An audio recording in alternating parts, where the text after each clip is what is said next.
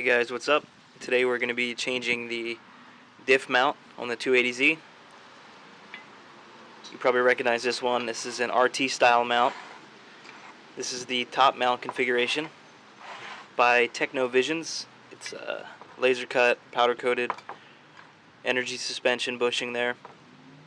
You can get this for about 60 and change plus shipping, and another 30 if you want to upgrade to the top mount instead of their standard bump stop.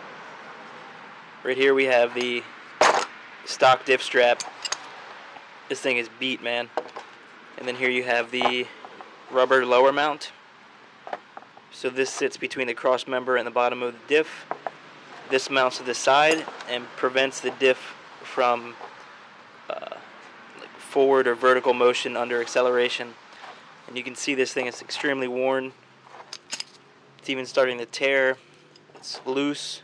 This was in okay of shape, but this right here eliminates the need for both of these. I was testing the Z out.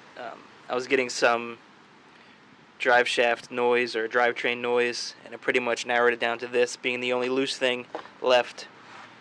So yeah, I'll cut to under the car. So due to the lack of space under the car and lighting, I'm going to try to explain how I removed this, pretty much the order I went. And once again, I was able to get the diff mount on with the drive shaft and the rear sway bar still attached. So this would be the nose of the diff would be right here, and the drive shaft would be here. First I started with these long bolts here. I was able to get those off, just a socket here. I wasn't able to get a wrench on the nut, so I simply just got a vice grip, locked that on, that way I could break the nut free. The reason why I went with that first is because you can remove these pins pretty easily, and then it gives better access to these 4 holes here, 2 on either side. Then once you remove those 4 bolts, 2 on the left, 2 on the right, you can remove this whole top piece, and then all you're left with is the actual mount on the bottom. You can see these 2 holes here. Those go through the top of the diff, so you need like a wrench or socket on top, and then like a wrench on the bottom. They go through there, and then that, I don't know what you would call that, like jacking point or something, that thick metal plate that goes over the cross member. Remove those 2 bolts, and then it gives you access to this final stud here. Now, for me to remove this, you have to lift the diff up, which you can do by hand, but the length of this stud kind of prevented me. So I carefully jacked the diff up, just barely enough to pull this through, and I was able to get this final mount off. And then I'm going to grab the light and show you what the RT style mount looks like under the car. So here's the RT mount. You can see the energy suspension bushing up there. You can see the 2 bolts that mount to the side. That suspension bushing goes straight through the diff.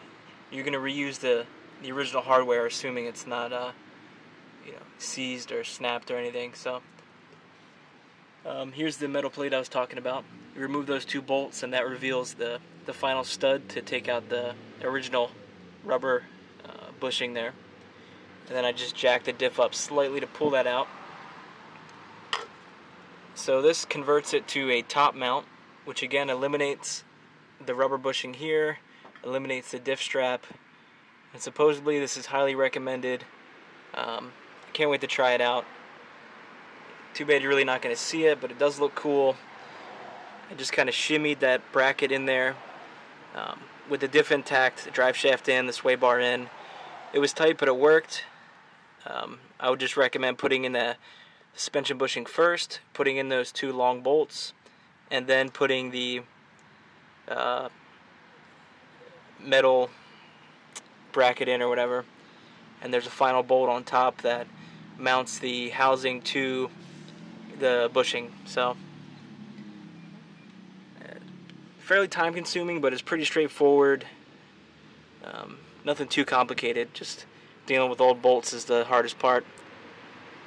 And that's about it, guys. Hope you liked the video. Thanks.